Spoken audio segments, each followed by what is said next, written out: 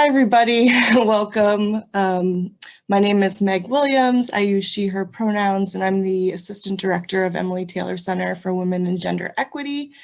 And I'm pleased to bring you the second Women's History Month event that we've put on this year. Women's history is something that I'm very passionate about and think is very important. And Gerda Lerner, who wrote the book, The Creation of Patriarchy, and is considered the mother of women's history, and that she developed it as a field of study. She wrote, "Women's history is indispensable and essential to the emancipation of women." And so if we want to smash patriarchy, if we want to dismantle it, we must know its history, right? So that's part of why we brought you here today. And I want to be mindful of your time, since we did say we might extend a little bit past 7, maybe to 7:30, so that you all have an opportunity to ask some questions and have some discussion. Let me, without further ado, introduce Miguel. So Miguel Roel has been volunteering with the Emily Taylor Center for at least 3 years since he relocated from upstate New York to Lawrence, Kansas. And he has a BA in English from Skidmore College, where he also double minored in American Studies and Art, and he has a master's in teaching from Union College. So I will let him take it away, and I'm gonna turn my camera off and pin him, and then when it's time for discussion, we welcome you all to turn on your cameras and mics and ask freely. So let me just take that. And I am going to, in the chat, put a link to our YouTube channel. This recording of this event will be published to YouTube, and Miguel's actually also going to reference a couple of past events we've had throughout his presentation, and you can watch those on our YouTube channel as well. So just wanted to put that there in the chat. Okay. Okay, thank you, Meg, for introducing me, and thank you all for coming to this presentation on the history of patriarchy. My name is Miguel Roel. My pronouns are he, him. And I want to say first off, I'm not an expert on this, and I consider myself what Gramsci would call an organic intellectual. That is, like, someone who's just interested in the emancipation of the oppressed and oppressed communities. And so it's important for me to look into these subjects, to research them. And so over the years, I've kind of read a lot of books, listened to a lot of lectures from a wide variety of sources. And so I just tried to distill that for you all and present that here, just to make it more easily digestible. So to start off with, this is our presentation, Smash the Patriarchy, a Historical Perspective. Before we get started, I want to give a little bit of a content warning, because we're talking about the development of patriarchy, which is patriarchy in practice is an incredibly violent institution of domination, system of domination. So we're going to be talking about a lot of subjects that might be very emotionally distressing. These include slavery, the buying and selling and exchange of women, sexual violence, forced capture and enslavement of women, forced sex work, sequestering of women, which means to basically keep women away from public life, arranged marriage, infanticide, and torture. So if any of those are incredibly distressing to you, when we get to those, feel free to kind of just mute the conversation or step back from it and come back at a later time. We also have a content warning for binary language here, because unfortunately, most of the sources on these topics were written, before our modern understanding of gender, and a lot of them are basically using their own sort of binary understanding of sex and gender when they're analyzing these things. Most of my sources are using that as well, so that's kind of the language I'm going to be using throughout this. So while we know gender is not binary, the social construction and common perception of gender in the West, and we are focusing on the rise of patriarchy in Western civilization in particular, especially in the past, reduces gender to man and woman. Likewise, sex was and is often still reduced from a spectrum of possible genetic outcomes to male and female.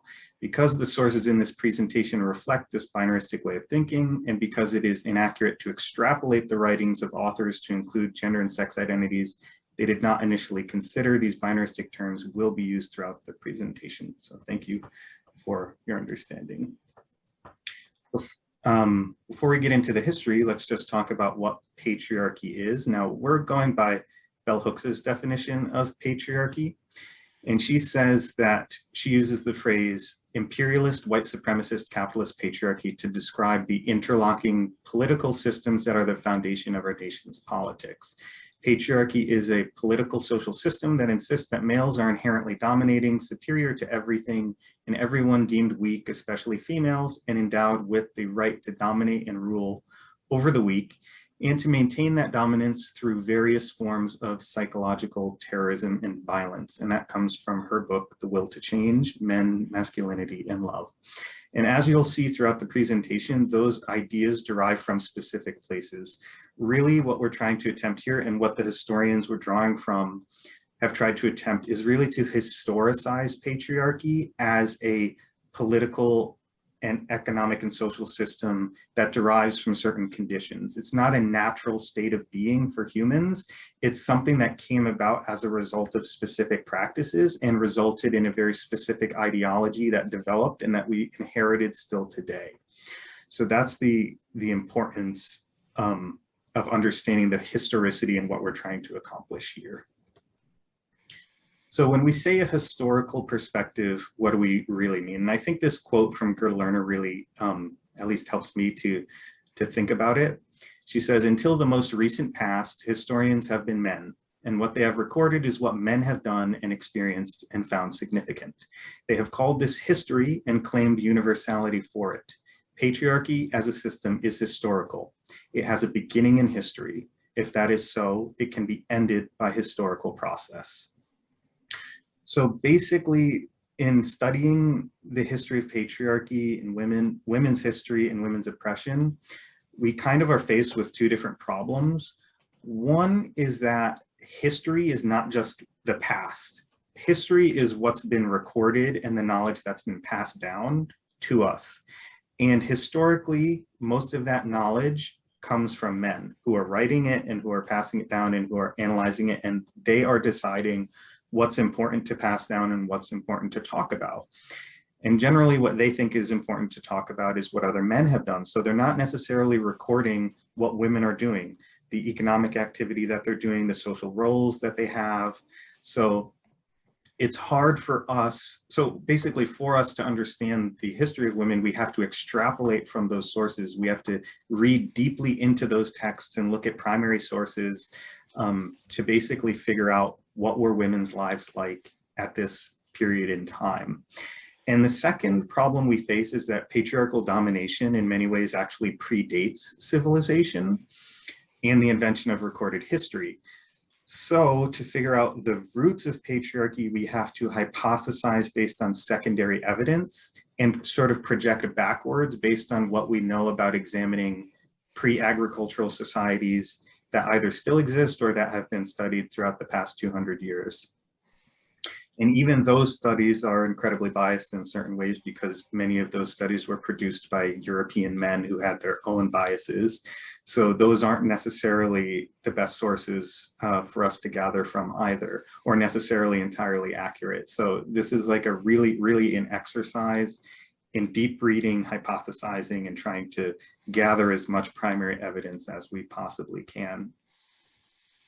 So despite these challenges, many researchers, writers, and scholars have taken up the mantle of studying the history of patriarchy throughout the past 200 years, and their answers and insights have provided us with a historical framework through which to understand the development of patriarchy. So these are a few of the texts here.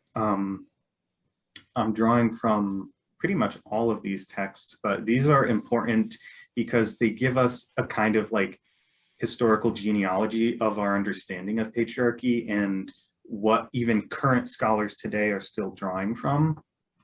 So first we have here Das Mutterrecht by J.J. Bachofen, who was a German sociologist. And this is a very, very foundational text. It was published in 1861. And basically he theorizes that before patriarchal civilization, before the rise of civilization itself, agricultural civilization, all societies were matriarchal and were governed by something called the mother right.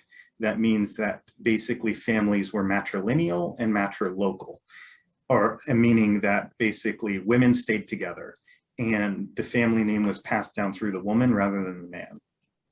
And so he kind of theorized that that was the foundation of all civilization. And past him, we have The Origin of the Family, Private Property and the State from Friedrich Engels. And for Friedrich Engels, he kind of takes Bakofen's idea and he marries it with sociological research by a man named Henry Lewis, who studied the Seneca Iroquois in New York. And he looks at that society and says, hey, this is a society that's matrilineal and matrilocal, that hold property in common, that have mostly egalitarian ways of living. And he theorizes that basically the invention of private property is what creates patriarchy, the basis of patriarchy. And that is an incredibly influential text that, again, is still drawn from today. And a lot of feminist anthropologists and Marxist anthropologists use that as the basis for which they kind of understand the development of patriarchy. Next, we have Woman, Church, and State by Matilda Jocelyn Gage. Now, this wasn't really an influential text because it wasn't really widely published, but I have it here because it represents an interesting bridge between these two eras, where she is kind of taking this analysis of mother right, matrilineality, matrilocality, and she's putting that with her own analysis of Western civilization and Christianity in particular. And she basically argues that the church itself and the rise of organized religion, in particular monotheistic Christianity, is really what cements patriarchy around the world. And what's really interesting to me is that Gerda Lerner, in her book, The Creation of Patriarchy, which comes out almost 100 years later, is she's really taking that same idea and actually bringing primary sources to it and sort of proving that hypothesis in a really interesting way.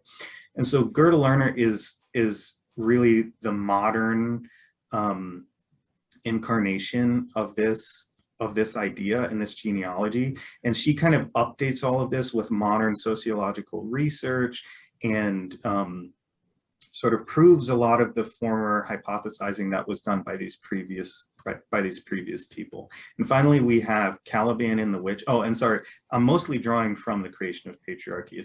It's a very important text, and still to this day is pretty relevant for our understanding of this historical process. And finally, we have Caliban and the Witch by Silvia Federici. You may have heard of this one. It's kind of made a big comeback. It was published in 1998, 1998. And in this, she's basically trying to connect the witch hunts and witch burnings with the early development of capitalism and the ideology of capitalism, and really showing that patriarchy is not this like ancient practice that's just like sort of hanging around because of the weight of inertia. She's showing that patriarchy really is part and parcel to the rise of modern industrialism itself. And so she's really kind of bringing patriarchy up to the modern day and connecting it with our modern economic system, whereas all the previous people are sort of talking about patriarchy only up to ancient classical societies. So I'm going to go through each of these texts and their ideas just like very briefly. I already talked about them, so we won't spend too long on them. But for Das Mutrecht, the English title is The Mother Right, a study of the religious and juridical aspects of gynocracy in the ancient world. And Bakofen is really like romanticizing motherhood. So in this quote, you can see that. He says, at the lowest, darkest stage of human existence, mother-child love was the only light in the moral darkness. Raising her young, the woman learns earlier than the man to expend her loving care beyond the limits of ego to another creature. Woman at this stage is the repository of all culture, of all benevolence, of all devotion, of all concern for the living and grief for the dead. So you can see that he's really kind of going a little bit heavy-handed on this. And he's, of course, coming from this kind of romantic European idea, almost chivalrous idea about like putting women on a pedestal, basically. But what's really important historically about this is the idea of matrilineality as being a very central and important focus for us and for future anthropologists about the rise of patriarchy. So we're going to talk later about, you know, how and why that process actually happened and what its material effects were on the lives of women. Next, we have Engels' Origin of Family, Private Property in the State. And I'll read this quote from him here about marriage. He says, monogamous marriage comes on the scene as the subjugation of the one sex by the other, as the proclamation of a conflict between the sexes unknown throughout the whole previous historic period. The first class antagonism that appears in history coincides with that of the female sex by the male. Monogamous marriage was a great historical step forward, nevertheless, together with slavery and private wealth. It opened the epoch that has lasted until today, in which every step forward is also relatively a step backward, in which prosperity and development for some is won through the misery and frustration of others. The overthrow of the mother right was the world historic defeat of the female sex. The man took command in the home also. The woman was degraded and reduced to servitude. She became the slave of his lust and a mere instrument for the production of children. And so you can see how he's really talking about the rise of private property, setting the foundation for the oppression of women within the private nuclear family and then being possessed through marriage. And we're going to talk about this later as well. He mentions she became the slave of his lust. Now he's talking about that metaphorically, but this is actually a literal process in which women were enslaved en masse throughout ancient society. And the bulk of slaves in ancient society were women, about 80% in some cases. So there's a lot of evidence that supports his assertions about matrilineality and matrilocality, which we will talk about. There's genetic evidence, there's anthropological evidence. But another thing that's important here is he says that marriage was a step forward, and he doesn't mean that really in a good way, because he's saying that slavery was also a step forward. And by that he means it enables other people to exploit those groups for their wealth. So that's what he means by step forward. He's not trying to say like slavery and patriarchy and marriage and private wealth are good. What he's trying to say is, as a historical process, it enabled the accumulation of riches by basically stealing and exploiting and destroying and degrading other people. And that allowed those societies to enrich themselves at the expense of others. So that's what he means when he says that. So with Matilda Jocelyn Gage here, Women, Church, and State, she again is talking now about the rise of patriarchy as being sort of interlinked with the church. And she says here, she's talking about her book and why she wrote it. This work explains itself and is given to the world because it is needed. Tired of the obtuseness of church and state, indignant at the injustice of both towards women, at the wrongs inflicted upon one half of humanity by the other half in the name of religion, finding appeal and argument alike met by the assertion that God designed the subjection of women, and yet her position had been higher under Christianity than ever before. So she's trying to say that these people who say women are so much better off under Christianity are really lying. They don't, that they're trying to obfuscate the true history that women were better off before. And she says, without predetermined intention of wrongdoing, man has been so molded by church doctrine of the ages and the coordinate laws of state as to have become blind to the justice of women's demand for freedom as she possesses. So Matilda Jocelyn Gage, she was an abolitionist. She believed in freedom for everybody. So her father was like a free thinker himself and taught her how to think for herself, which caused her to question and challenge religion at a very young age. She was a founding member of the National Women's Suffrage Association and a historian of the movement. However, she was kind of basically like kicked out of the movement because of how harsh she was in her criticism of the church. If you remember, a lot of the other women involved, Susan B. Anthony in particular, were highly religious and actually kind of wanted America to become a theocratic state. And so Matilda Jocelyn Gage was like, this is messed up. I don't agree with that at all. Like, Christianity is something that's been central to our oppression as women. We can't make a theocratic state. That would be against the interests of our liberation. She also spoke out against the brutal and unfair treatment of Native peoples. She was adopted into the Wolf Clan of the Mohawk Nation and given the name Sky Carrier. She was inspired by the Six Nation Haudenosaunee Confederacy, where, quote, the power between sexes was nearly equal. The indigenous practice of women's rights informed her vision. Now that's really important because Engels, Jocelyn Gage, and Henry Lewis, who is the other sociologist, all of them were talking about how women had equality in ancient times. And all of them got this idea from the same place, which is the Seneca Iroquois and the Haudenosaunee Confederacy. And we actually had a member of the Haudenosaunee tribe come and give a presentation for the Emily Taylor Center, and that's on our YouTube page. So if you're interested, definitely watch that. And she talks about the equality of the sexes that exists there. So all of these people are actually being inspired by this same example that was studied in New York in the Haudenosaunee Confederacy and the Seneca Iroquois. So next we have Gerda Lerner, and this takes us more into the modern day. The other people are very useful for us because they give us the genealogy, but this is kind of where we start the modern history. And this quote here from her book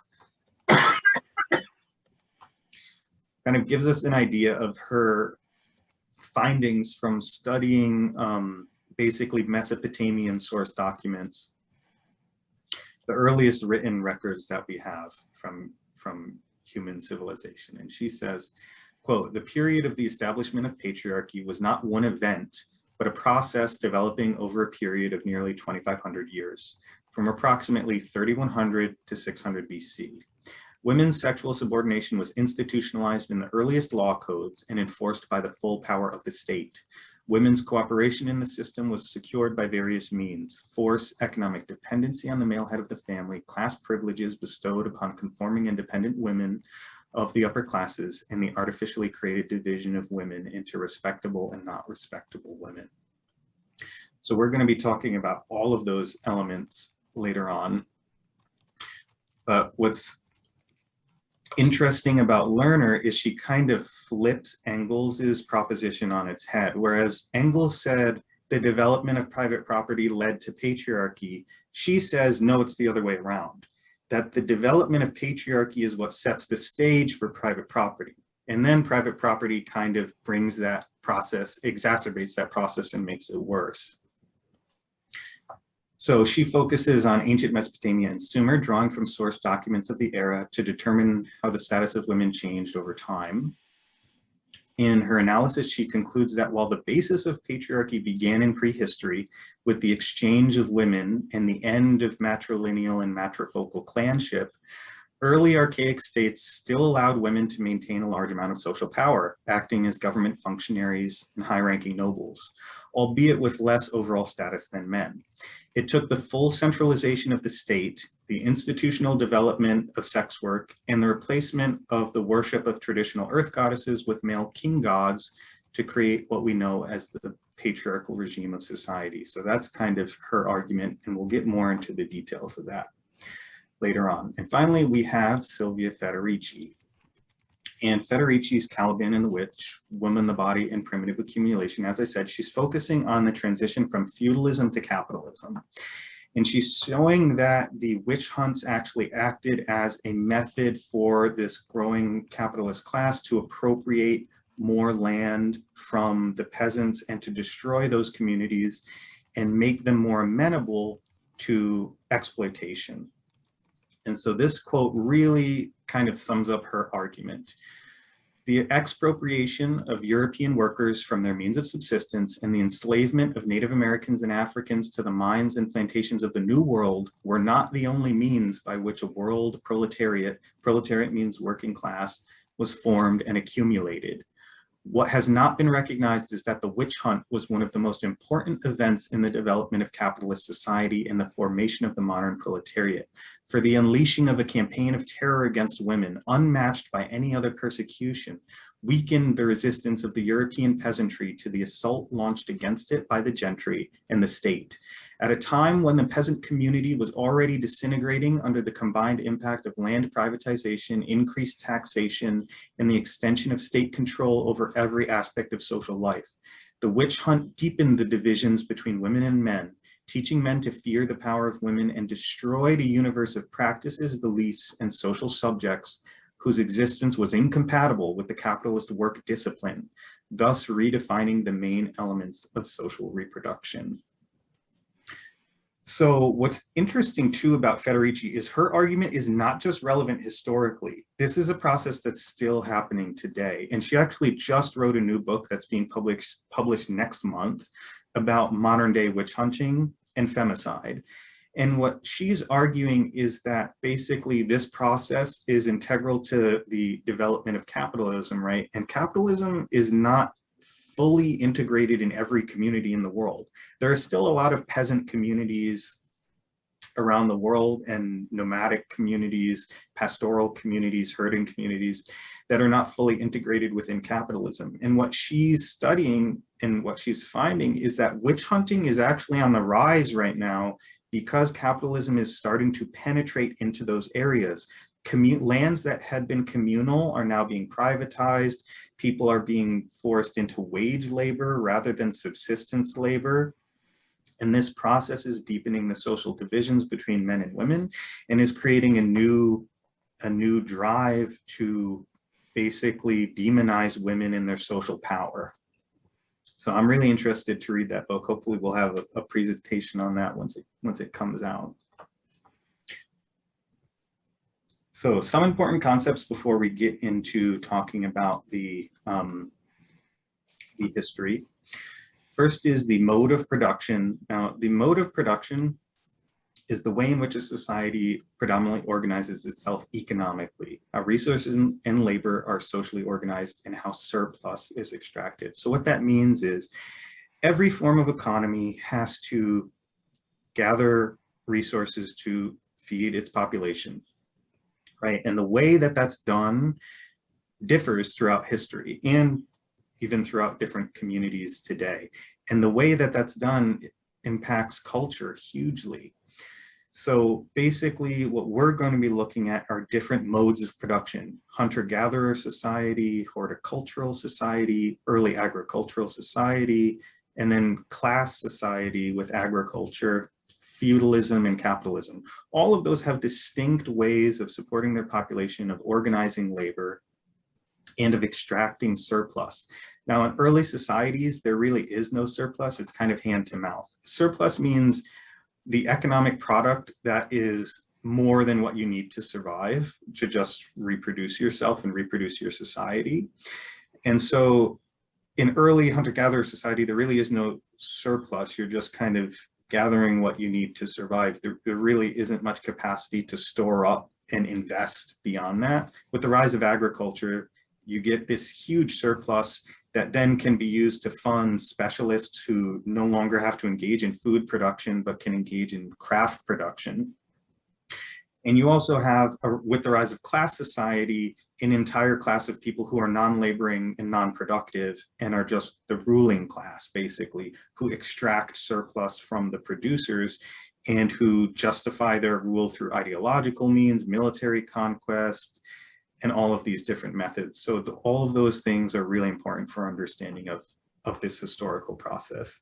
The means of production, these just mean the tools and resources that are used in the labor process. So for producing goods, so that's, you know, hatchets and hoes and pickaxes. It's also machines, buckets, factories, fields, farms. These are all means of production. Economic surplus, we already talked about that. Excess goods, resources, and labor. Reproductive labor, this is a really important concept when we're talking about the oppression of women, because historically speaking, women are responsible for reproductive labor. And what that is it's the labor that's used to accomplish social reproduction. So it's child rearing, birthing, cooking for oneself and one's family, clan, or tribe, cleaning and grooming, language instruction. All of these things are labor that's just needed to literally reproduce in a biological sense, but also to reproduce the clan itself and its structure, its language, its culture. Productive labor is that labor which is used in producing commodities that are actually alienated from the producer. So, for example, if you're farming, that's productive labor because that good is actually separate from you, right? The wheat fields can be harvested and then sent away somewhere else. It's not just something that's just consumed by you. And it's not part of your body, you know, it's something else. It's an alienable commodity. And class is a group of people who are defined by their relationship to the means of production. So in archaic states, that's people, the classes are broadly, you have peasants, who are people who live on the land and who farm. And so their relationship is that they have to farm the land and sell that land to pay taxes and to make a living for themselves and to just subsist their family. And then you have slaves who are people who are property themselves. This is a pretty large category in ancient society. Every ancient society had slavery. And these are people who are basically completely dominated. They have no rights, unlike peasants who have some rights, although not much, and they can be bought and sold, unlike peasants may be tied to the land. It may be illegal for them to move. Their lord may be able to require them to live their whole life and have their family to live their whole life farming that land, but the lord can't take that person and sell them on an open market like they can with a slave. So those are the differences in the classes for ancient society. So before patriarchy, we have human prehistory, hunter-gatherer, and horticultural society. So these societies were largely egalitarian, although there may have been some patrilineal or patrifocal relations. It wouldn't be what we call patriarchy, which is really a much more developed form of domination over women. So I'm going to use this quote from Engels as he describes hunter-gatherer society and why it was largely egalitarian. He says, quote, "No soldiers, no police, no nobles, kings, regents, prefects, or judges, no prisons, no lawsuits. All quarrels and disputes are settled by the whole community affected, by the gens or the people." The gens is just the family related to each other, or the gentes among themselves. Although there were many more matters to be settled in common than today. The household is maintained by a number of families in common and is communistic. The land belongs to the tribe. There is no need for even a trace of our complicated administrative apparatus with all its ramifications. So what he's saying is when everything is just held in common, you don't really need a government. You don't really need a bureaucracy that's there, that's tracking how much taxes is this person paying, how much debt do you have to this person, are you owned by this person, who has title over this or that. There is no need for that. And that's why equality or egalitarianism can proliferate in these societies. The decisions are taken by those concerned, and in most cases, everything has already been settled by the custom of centuries. There cannot be any poor or needy. The communal household and the gens know their responsibility toward the old, the sick, and those disabled in war. All are equal and free, the women included. There is no place yet for slaves, nor as a rule for the subjugation of other tribes. So for why they were able to be egalitarian, or why they were largely egalitarian, I'll read this from a modern sociologist, quote. He says, "Nomadism is essential to egalitarianism. They must be immediate return societies," meaning that they gather what they eat immediately. There's no storing up of goods. There's an absence of non-portable products of labor that produce a return only after a significant delay. So that means like big means of production, like giant boats and docks and stuff like that.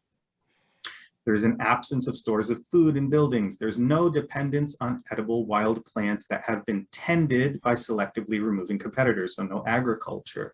There are no assets in the form of women held by men and exchanged by marriage systems. In egalitarian hunting and gathering societies, people can and do move between different nomadic groups at will, undermining the establishment of authority structures. But this happens more for men than women. In general, the principle of matrilocality holds for women. Women stay together. Hunting societies also have universal access to means of violence. Any man attempting to dominate another can reasonably fear secret ambush and murder. There's also universal access to food. This personal independence prevents the buildup of authority, including intergenerational authority. As soon as a person is physically able, they can hunt and gather by themselves. Fathers have no control over stored food, cattle, etc., with which to exert authority over their children. And this gets us into the next part. So then, if these societies are largely egalitarian, matrilineal, and matrilocal, where does the rise of patriarchy come from? Well, first we have to talk about really what matrilocality means. So matrilocality, or the mother right. This is from Chris Knight, who's a sociologist, and he wrote an article called Early Human Kinship Was Matrilineal. Unfortunately, after Engels, who was involved in the radical socialist workers movement, wrote about matrilineality, it kind of became branded as this communist concept that, you know, had to be disproven by early anthropologists and Americans because it was threatening to the nuclear family. So a lot of early sociologists sort of set about trying to disprove this and say, no, men have always been the head of household, matrilocality is a myth, the nuclear family is an ancient institution that's always been around. And so he wrote this article that gathers the modern evidence and shows, no, it was matrilineal and matrilocal for the most part. Throughout human prehistory. And he writes, quote, "Women had cared for their children within a cooperative framework, sharing the burdens with their mother and other female relatives. Throughout her life, a woman remained living in the same household with her mother and siblings. Children would be raised by a confederacy of mothers, daughters, and sisters, backed up by male kin and possessing sufficient solidarity and authority to prevent any husband from taking them away or breaking them apart. A certain loose kind of marriage was consistent with these arrangements, but in-marrying spouses had to agree to visit the bride within these women's communal home. No woman could be privatized by her spouse or taken away." And I have a picture here. These are the Mozuo society in China, which still exists. It's a current matrilineal, matrilocal society. And as you can see in the picture, the vast majority of people here are women.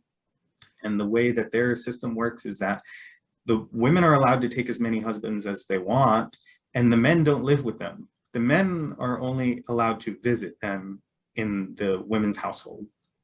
And so this allows the women to care for each other, to share child work, and to prevent themselves from being dominated by patriarchal heads of household. So basically, the reason why we think that this was really common in prehistory is that there's kind of an evolutionary advantage in it, and there's something called the grandmother hypothesis. And this basically says that postmenopausal women can basically ensure that their genetics are passed down by taking care of their grandkids and by keeping their daughters close to them, because they can't ensure that their sons are actually procreating. It's impossible to know, but they can know that when their daughter has a child, that daughter is part of their genetic lineage, and so they have an interest in passing that on. So that's kind of an abridged version of the grandmother hypothesis. And there's also genetic studies that have shown this was the case as well. So basically, in genetic study of hunter-gathering societies, they show that the Y chromosome linked variations are much more geographically dispersed than mitochondrial DNA. So Y chromosome variations are inherited from the father. So if those are dispersed, it means that men were generally traveling and procreating. But if mitochondrial DNA tends to be very concentrated, which is passed down from the mother, that means that women tended to stick together, and that is the case. So basically, Since the Y chromosomes are inherited in the male line, the latter in the female line, this indicates a long history of matrilocality. The evolutionary advantage of the matrilocal family is clear. The mother is likely to have the help of grandmother in bringing up children. This principle of matrilocality prevailed even in early agricultural societies. One of the most cited is Catalhoyuk in what's now Turkey. This was a largely egalitarian agricultural society. And we can tell it was egalitarian because if you look at the remains of men and women and the bone structure and the teeth wear, it seems they had the same diet, they had the same wear and tear, so they were doing the same kinds of labor. The soot deposits on the rib cage, which come from inhaling smoke, are the same between both, meaning that they both spent the same amount of time indoor as outdoor. So it seems that it was a largely egalitarian agricultural society. So where does this start to change? This starts to change with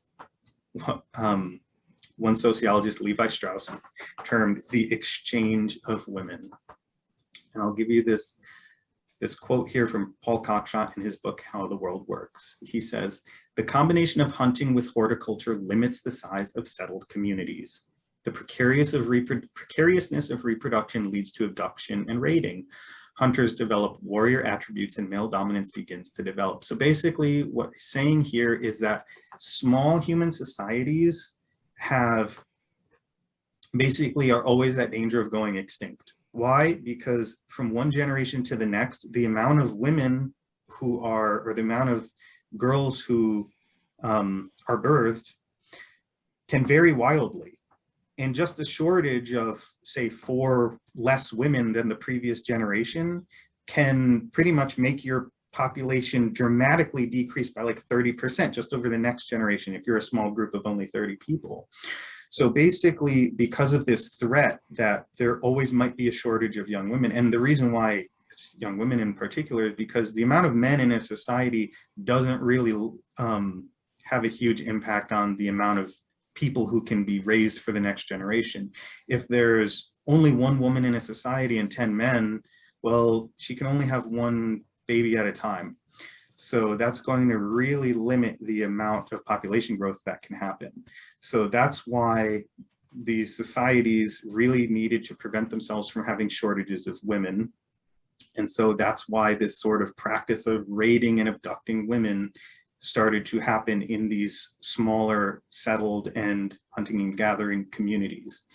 As this occurs, men acquire the role of warrior, both to abduct women from other groups and to protect their own women.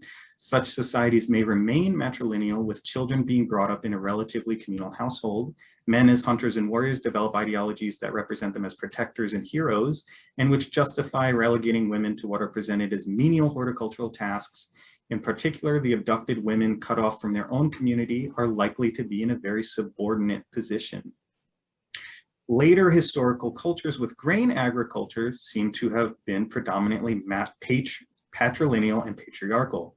The higher output of settled grain agriculture allows for a denser population, and at the same time makes diversion of effort into fighting less attractive. So basically, with a higher population, there's less of that variability that's going to make your community go completely extinct if you have a few less women.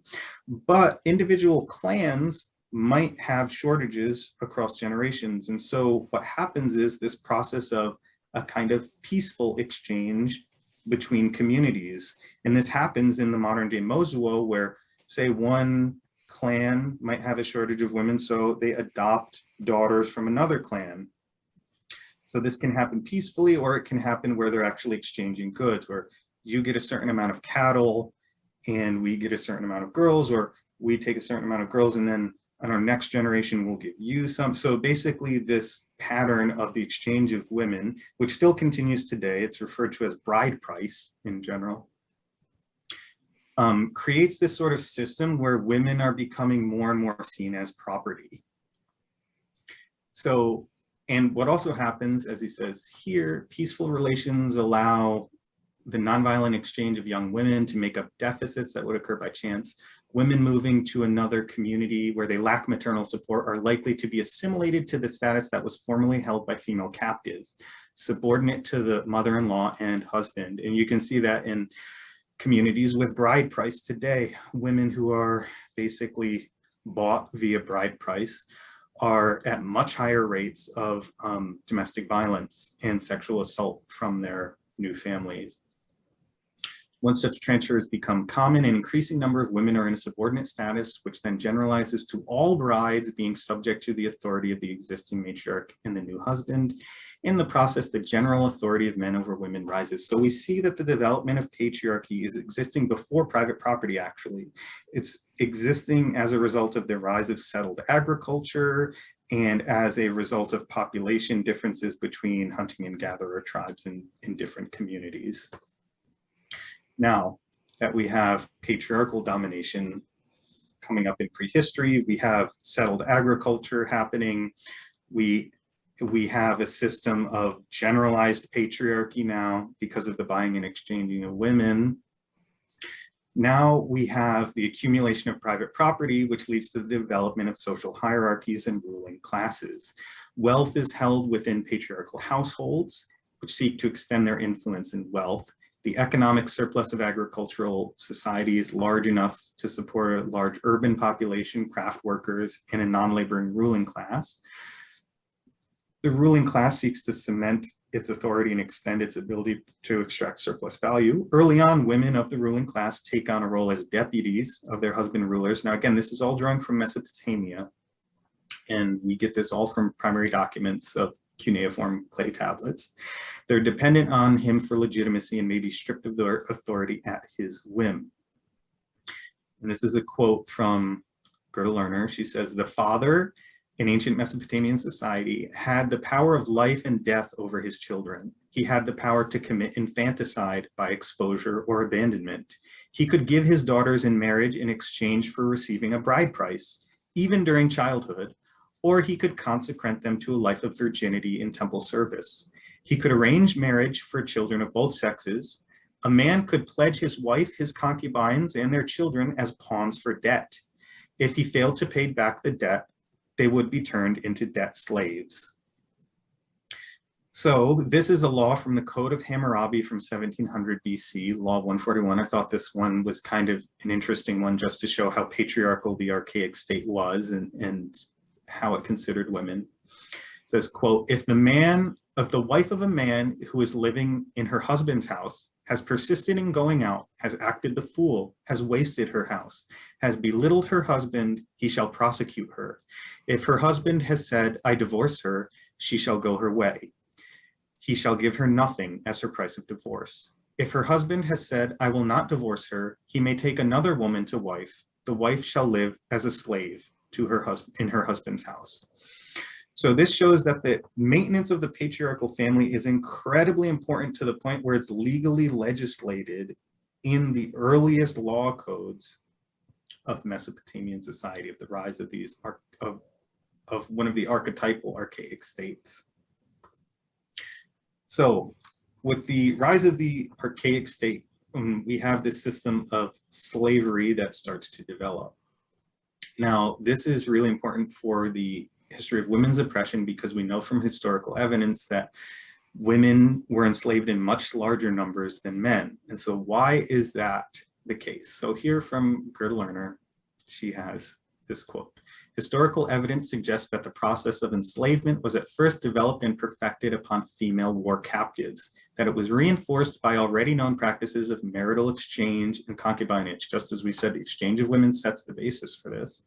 "While enemy males were being killed by their captors or severely mutilated, females and children were made captives and incorporated into the households and society of the captors." And what I have here, this is a cuneiform tablet. It's a receipt for a slave girl from 530 BC.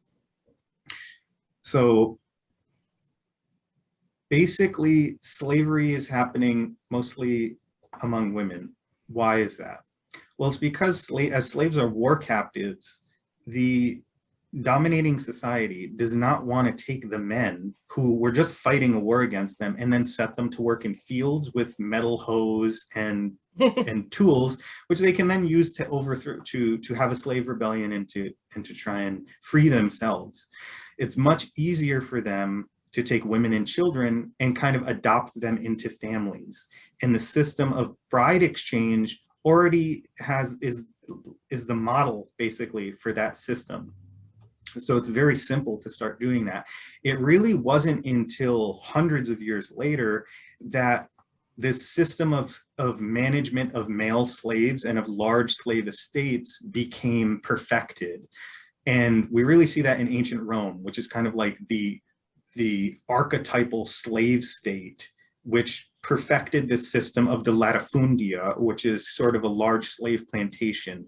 And so they had a system of management techniques, ideologies, laws, political institutions that made that possible in ways that really were not possible in ancient Sumeria, where you couldn't have latifundias. They didn't know how to manage slaves in that way and to effectively socially control them.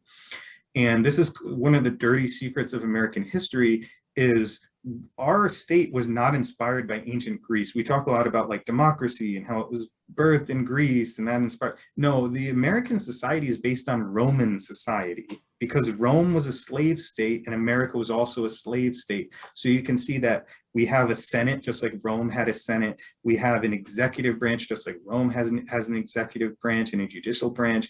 And our slave plantations are very similar to the Roman latifundia system. But all of that kind of comes later. Originally, you have the slavery that's mostly happening with women.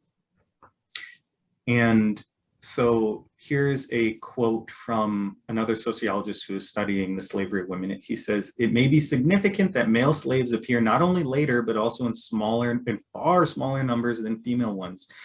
Possibly the means for the retention and effective employment of male captives had not yet been worked out, so they were generally just killed." Now this moves us into veiling laws in ancient Assyria. Now this is something that might be interesting for kind of like Western people who are taught in Western education systems, because they tend to have really wrong-headed views about like where veiling comes from and what it really means in those societies. And I think part of it has to do with how in Western societies, we have this conception of freedom that's really like a negative freedom, which is freedom from. So like, oh, we're freedom from people telling us what to do and what to wear and stuff like that. But what's interesting here about this early veil law is that it's actually about who is not allowed to veil themselves. This isn't a law saying all women have to be veiled. This is a law saying who's not allowed to be veiled. And that's a very, very significant difference. So I'm going to read this law for you here. This is a veiling law from ancient Assyria. This is from the Middle Assyrian law book from 1100 BC. Quote, "A prostitute shall not veil herself. Her head shall be bare. Whoever sees a veiled prostitute shall seize her, secure witnesses, and bring her to the palace entrance. They shall not take her jewelry. He who has seized her shall take her clothing. They shall strike her 50 blows with rods. They shall pour hot pitch over her head. Slave women shall not veil themselves, and he who should see a veiled slave woman shall seize her and bring her to the palace entrance. They shall cut off her ears. He who seizes her shall take her clothing." So basically what this law is doing is it's separating women into respectable and not respectable groups. So slave women and sex workers are not respectable. Therefore, they're not allowed to veil themselves. This law also does state that other women have to be veiled, but there's no punishment for it. There's no punishment listed, which is unlike any other law. There's always a punishment for breaking the law. So this shows that they really didn't have to enforce veiling women. They had to prevent women from veiling themselves. Why is that? Because actually to veil yourself was a sign of privilege. It was a sign that you were not available for public consumption the way a slave woman or a sex worker had to be. And what's interesting about this is, so the fight over veiling in these early periods is actually a fight over the right to veil yourself, not a fight over the ability to go without a veil if you wanted. So lower class men were actually fighting for the right for their wives, who often had to be sold into debt slavery, to have a veil so that they would be protected in the public sphere. So what this process is a part of it's a part of the sequestering of women, that to be a woman and that to be a respectable woman means to be sequestered. It means to be shielded from public life, to not be an object of public consumption and public viewing. And so this sets up the cultural standard, which still continues with us today, of women being relegated to the private sphere and men having access to the public sphere. Because in this case, women being in the public sphere was a danger. It was a sign of you were being degraded. You were being forced, because the sex work that was being done here was not really consensual. This was mostly slave women who were being basically sold into sex slavery. So this dynamic really informs the current social dynamic we still have today. So now we have, so that's ancient society. Now we're going to kind of skip past feudalism a little bit and go into the rise of capitalism. So Silvia Federici says here, just as the enclosures expropriated the peasantry from the communal land, so the witch hunt expropriated women from their bodies, which were thus liberated from any impediment to preventing them to function as machines for the production of labor. For the threat of the stake erected more formidable barriers around women's bodies than were ever erected by the fencing off of the communes. And the process she's talking about here, enclosures, is the process by which common lands in England were fenced off and given to large landholders. These common lands used to be property of the collective community. So peasants who didn't have a good plot of land, that really, like, they couldn't really support themselves that well, they could go to the commons and they could herd sheep, or they could have a garden there or something like that. So with the rise of early capitalism, these communal lands get enclosed by fences and privatized. And that means poor people are now forced into begging. They're forced to go to the cities and look for wage work. And because they can't support themselves, they can't do subsistence farming anymore because of this process of enclosure. And she's relating the witch hunts to the same process of enclosure, saying that women had to be separated from their own bodies. Their reproductive labor had to be basically constrained and dominated, and they were forced into this role of being in private households, working or having children to form the basis of this new working class that was needed. Moreover, as the old feudal systems of welfare were dismantled, there were kind of welfare systems within feudal estates. Like, for example, widows were guaranteed a certain amount of food from the community. All those things were dismantled. So there was a growing class of dispossessed elders, particularly widows, who began to accrue in villages, becoming a new class of beggars, which threatened to destabilize the system of expropriation. The witch trials, the high point of which occurred from 1580 to 1630, saw over 50,000 people burned at the stake, 80% of which were women.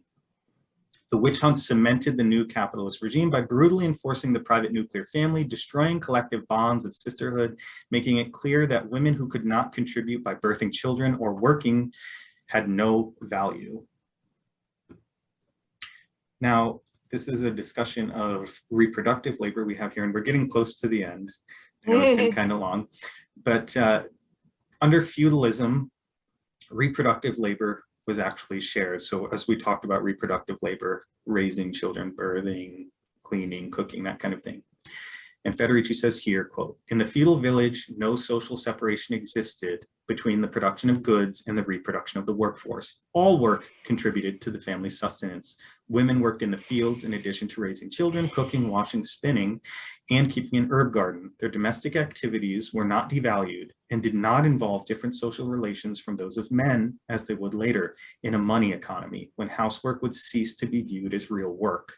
In medieval society, collective relations prevailed over familial ones, and most of the tasks that female serfs performed, washing, spinning, harvesting, and tending to animals, were done in cooperation with other women. The sexual division of labor was a source of power and protection for women."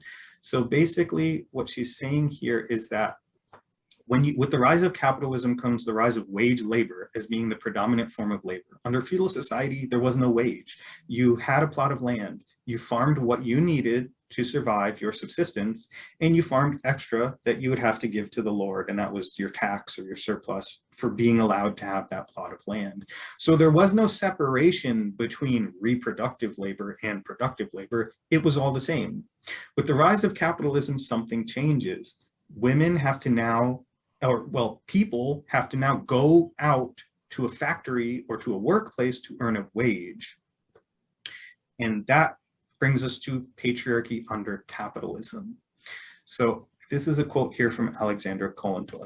She says, the isolated family unit is the result of the modern individualistic world with its rat race, its pressures, its loneliness. The family is a product of the monstrous capitalist system. She says that in 1909.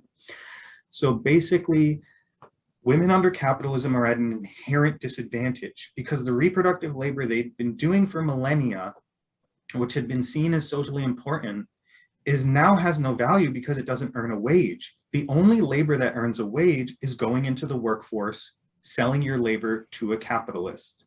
And men are at an advantage because they don't have to birth children, and they don't generally historically are not as engaged in reproductive labor in the household, which means they have more time to go out and seek work and go out and earn a wage. So women are at a kind of inherent state of inequality unless they decide not to have any children at all.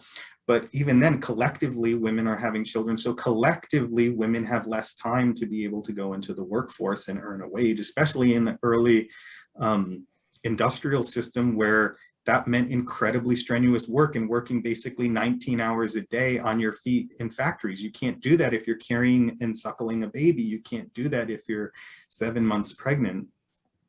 So now that reproductive labor is the private responsibility of women within the nuclear family, matrilocality is completely smashed. Women must now compete with each other for a wage in the marketplace, trying to earn enough to support their family, rather than having kinship bonds to rely upon to help them with child rearing. Reproductive labor is the basis for all economic activity. Without it, there's no society. Yet it's now mystified because of its private nature. It's no longer seen as real economic activity. It doesn't earn a wage. This allows women's work to be devalued, to be left uncompensated, despite the fact that it's socially necessary. So that is the kind of basic idea of patriarchy up to the modern day, and kind of the structural economic roots of it and the cultural ideas that we're inheriting from the ancient past. Finally, I'm going to end on a kind of positive note. Oh, I don't know why our picture isn't there. Sorry, there's supposed to be a picture of women, thousands of women demonstrating in 1917 who actually overthrew the government in Russia and demanded better working conditions, bread, food, more rations. And this is from a woman who is leading that demonstration, Alexandra Kollontai. She says, quote, women workers are fighting for the common class cause while at the same time, oh, sorry, this is actually an old, sorry, I'll read from the slide I have in front of me. Quote, these are the results of working women's day of militancy. The day of working women's militancy helps increase the consciousness and organization of working women. And this means that its contribution is essential to the success of those fighting for a better future. So I hope that demonstrates the revolutionary power of women socially and their ability to affect change in history. So thank you, and I hope that was kind of illuminating. And finally, we have a zine. We're working on making a collective zine all together called Smash the Patriarchy. So we're calling for submissions. We want you to make a page for us, a zine page to submit it, and we can turn it into a collective magazine we've all created. I'm going to be doing one on the history of patriarchy from this presentation. If I've inspired you or any of these ideas are interesting to you, maybe you can incorporate that into your page. Our prompts are, how do you experience patriarchy in your everyday life? Given that patriarchy is a historical construct, how might we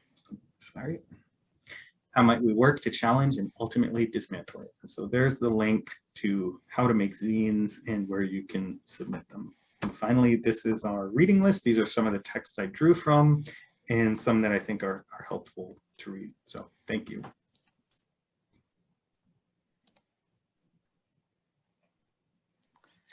Thank you, Miguel. I'm going to remove the pin.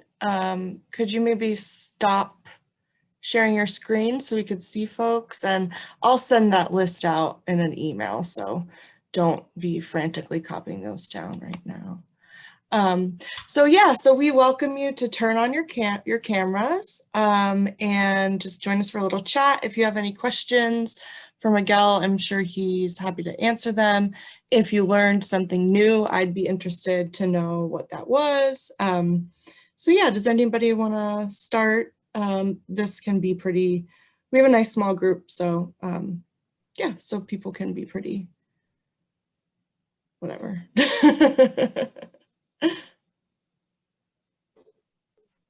Hi, Connor. Hey, Megan, how are you? Good, nice to see you. Good to see you too. You know, for some reason, I can't see everybody on my screen. I still see the suggested reading slide.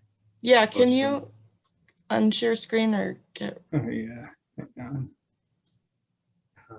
Pause share. Is that good?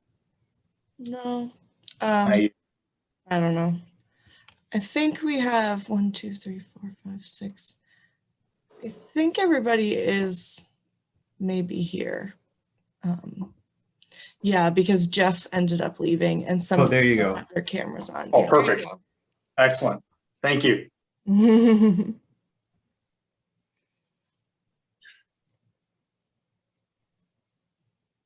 Any burning questions or yeah, did you learn anything new? Was this something that you were like, oh, I already knew this, or I knew some of it, but not all of it? Well, first of all, Miguel, great talk. I mean, it goes without saying, you just did so much incredible work, and really appreciate you taking the time. I think for me, one of the biggest findings was learning that, you know, the patriarchal family structure is a relatively recent thing. Mm-hmm. I think we assume that, you know, men have ruled the world, you know, since the beginning of time, which in a lot of ways is true, but at least at the family level, that's only relatively, 200 years old, at least in terms of how normal it is. So that was very fascinating for me. Yeah, thank you so much for the comments. And yeah, that's one of the things I've always found so interesting, and what these researchers are really trying to fight back against is this sort of idea of the eternal dominance of men, and that this is some kind of natural genetic order, when really it's a historical process that, as you said, in human terms, I mean, we've been around as a species for tens of thousands, hundreds of thousands of years, and yet it's only really like patriarchy as a system that we know of is really like maybe 6,000 years old. So that sounds like a long time, but historically in our species, it's really not.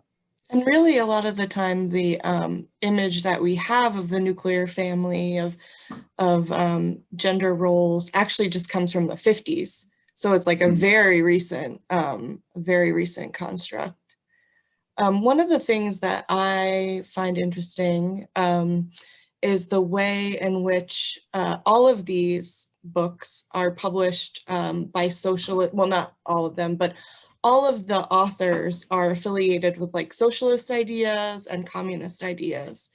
And so because of anti-communism, a lot of their work has been destroyed, has been hidden from us, has been obscured. So I think that that's kind of interesting to think about, like how being against a certain political movement then sort of, you know, shapes our understanding of history in a way that's inaccurate, because we're not given access to the knowledge. And I did put a link in there in the chat to we had an event last week, I believe, yeah, with Dr. Kristen Godsey, and she wrote a book called Why Women Have Better Sex Under Socialism, and she talks about the history of International Women's Day, and so I am in conversation with her in that video, and we talk about this, how Gerda Lerner was part of the Communist Party. She was an organizer with them. She did not go to graduate school until she was in her early 40s. And so that's how she said she knew that what she was learning in her history classes, which were, you know, all about men, that this idea that women somehow weren't active and weren't involved in making history, she had direct experiential knowledge of the fact that that's just not true, that women were and have been equally active in history.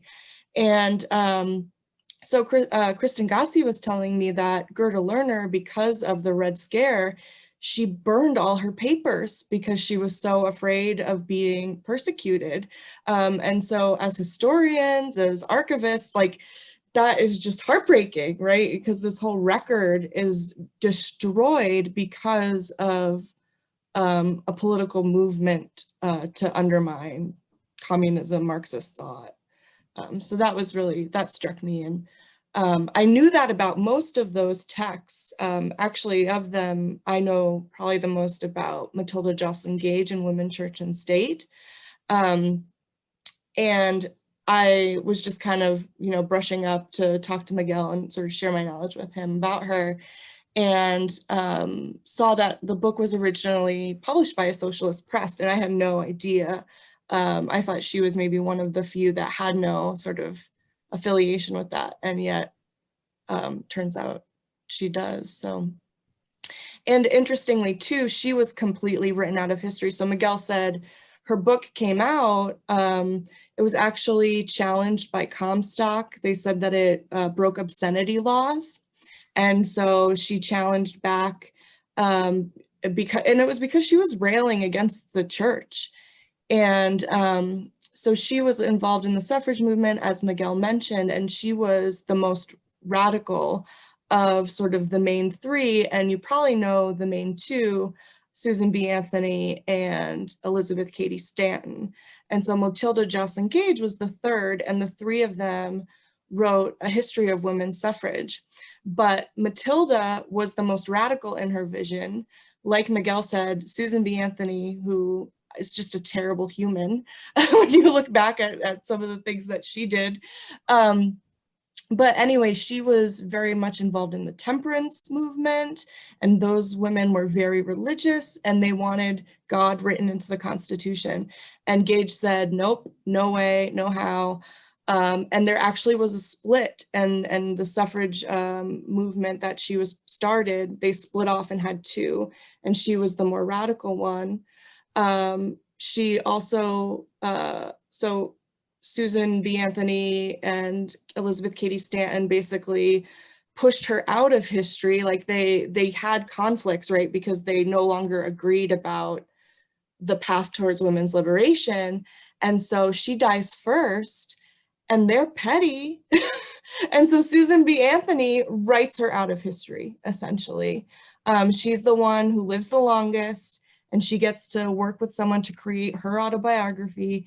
And so she then represents herself as like the mother of the women's suffrage movement.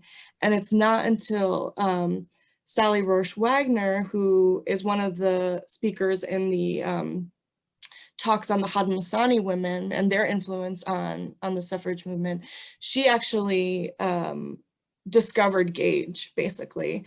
And the reason that we can now read Women, Church and State is because she pushed to have that published, republished. She also was one of the founders of the first women's studies departments in the US, a really cool woman. Yeah, and then another just kind of fun fact, Matilda Joslyn Gage is actually the mother-in-law of L. Frank Baum, who wrote The Wonderful Wizard of Oz. And if you have looked at the source material for the Wizard of Oz, so like the original books versus the 1939 film, which everybody's, you know, knows and a lot of people love. The original books were much more egalitarian. He was the first person to write a story about good witches, and he was very influenced by Matilda Joslyn Gage. He, his wife, and Matilda Joslyn Gage would have study sessions. You know, they'd read books, they'd share ideas, and as you read the series, there are 14 books in all, he becomes increasingly progressive and very sort of socialist in his outlook. So that's kind of interesting too. And then when you look at the 39 film, that one I personally view as very anti-feminist, because in the early books, Dorothy is very active in going back and forth to Oz. She's also much younger.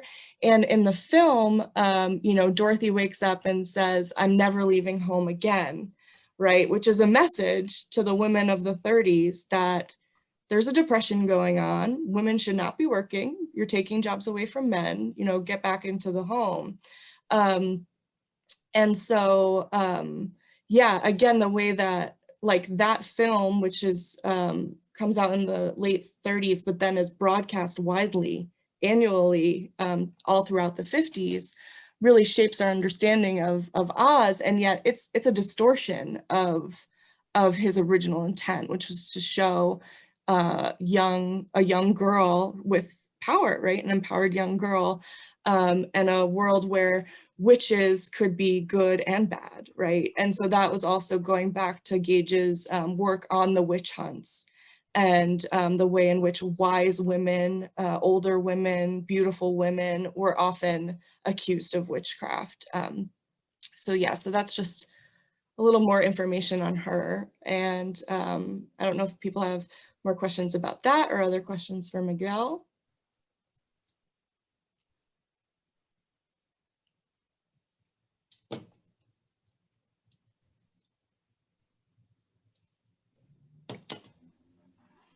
I don't have any questions. I just wanted to say thank you. I'm not affiliated with KU, but my screen says that I'm with KDOR. So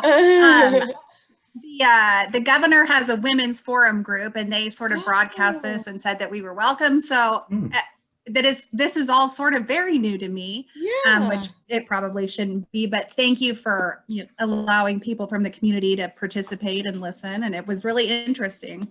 Oh, I'm so glad. Yeah, we love to have community members always be involved, as well as folks on campus. And yeah, and like you said, you didn't really know about this, and I don't think that is, it's not your fault, you know, because none of us are taught this.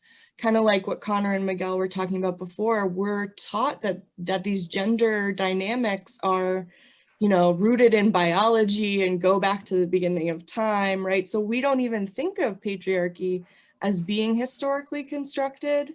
And then, like I said, when all of the historians are coming from a Marxist framework and just sort of the rampant anti-communism, that history gets suppressed. So I think those two factors are two major factors in why you wouldn't have heard about much of this before. And even we've had conversations, Miguel and I, about so I have a doctorate and I was studying like women's history for quite a long time. And it's only recently that I learned this stuff. Like we never talked about the roots and history of patriarchy in all of my classes. I mean, we were told like, oh, it's probably not, you know, essentialist, like things probably haven't always been that way, but there's all this evidence, right, that like I was just not shown. So I don't think that is uncommon at all, and I think those are two really important reasons why. Yeah, and actually one of the reasons why we can talk about it now is like the Cold War finally, is over. And during the Cold War, it was almost impossible to engage in honest scholarship. And now with the hindsight of time, and now that 30 years have gone by since the fall of the Soviet Union, we have the benefit of being able to talk about these things openly. And that's true in economics as well. It's true in a lot of different academic fields that are now finally starting to kind of open up and talk about these ideas in ways that are, you know, not so dogmatic and not so steeped in this desire to uphold the American way of life and the nuclear family and, you know, all of these American ideas of exceptionalism. Finally, we can start talking about things with more diversity. Yeah.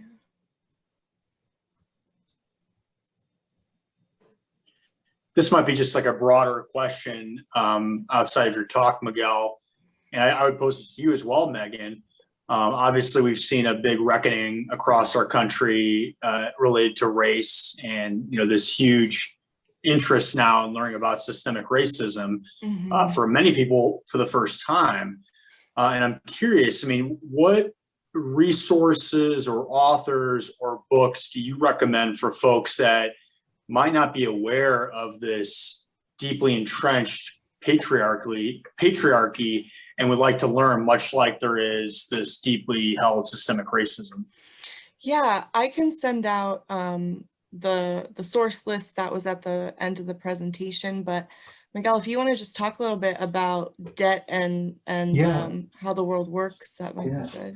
Absolutely. So first off, I want to recommend this book, which is Witch Hunting and Women. So this is from Federici. She wrote Caliban and the Witch Year. Caliban and the Witch is a very academic text. It's very dense, so it's a little bit hard to read. I think it's a great book and it's necessary reading, but this is a smaller pamphlet, and a smaller book, sorry, and she really distills her argument and tells us, you know, her main core arguments. So this is more general readership, and I think this is very valuable.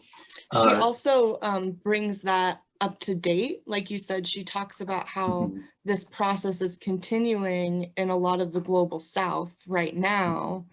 And so you see women being accused of witchcraft and right now, contemporarily.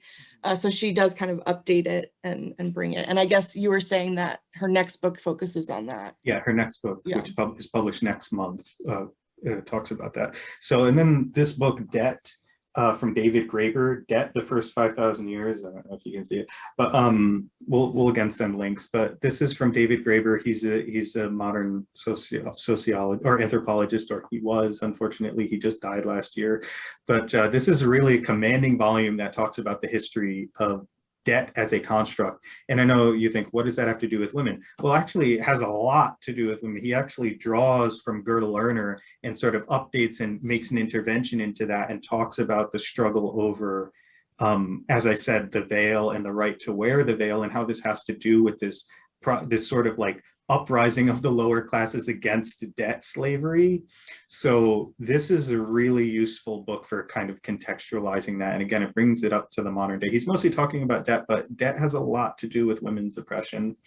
I still recommend The Creation of Patriarchy from Gerda Lerner. This is still kind of like a great jumping off point. It's very readable. It is a little bit more academic, but it still is relevant, and her findings are not like, you know, completely outdated or anything like that.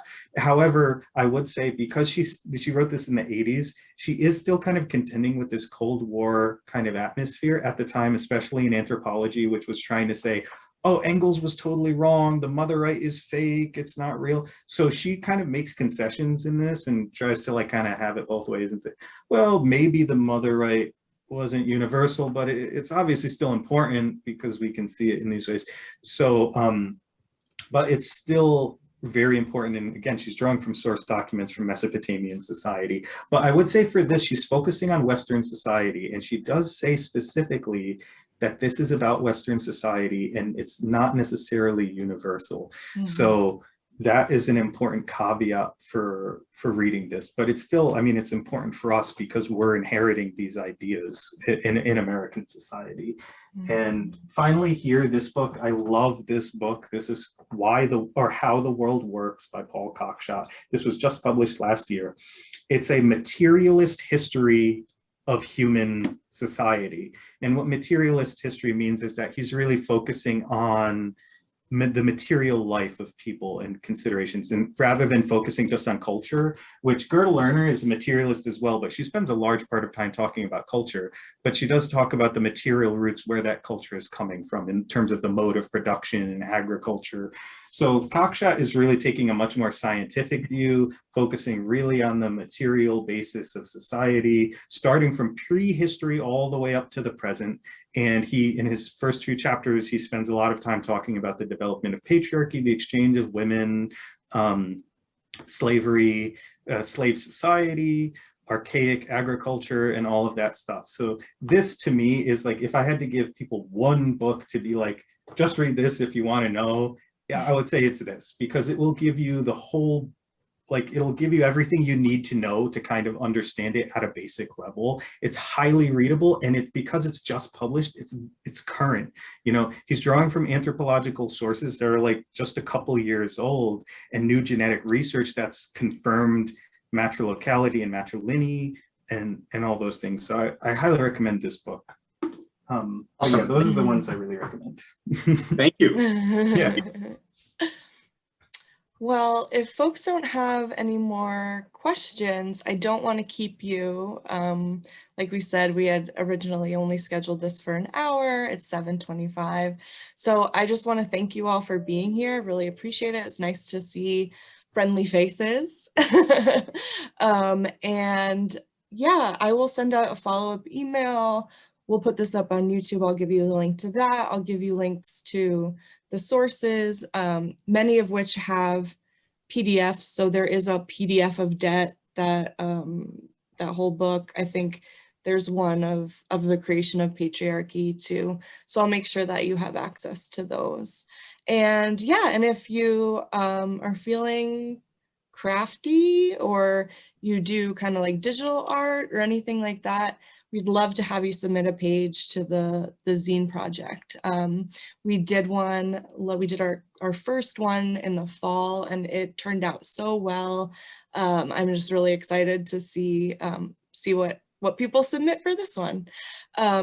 So yeah, and if you have any questions or anything, you can reach out to me. mwillia@ku.edu, so MWILLIA. You can also find me on our website and everything like that. So once again, I want to thank Miguel for putting so much work and effort into this, and you know, teaching all of us a little something. I also learned new stuff, and like I said, I've been studying this stuff for quite a while. So thank you, and I hope to see you all at future events or around town when things are less COVID-y. So take good care, and we'll see you later. Thank you. Bye. Have a good one. Thank you. Bye, y'all.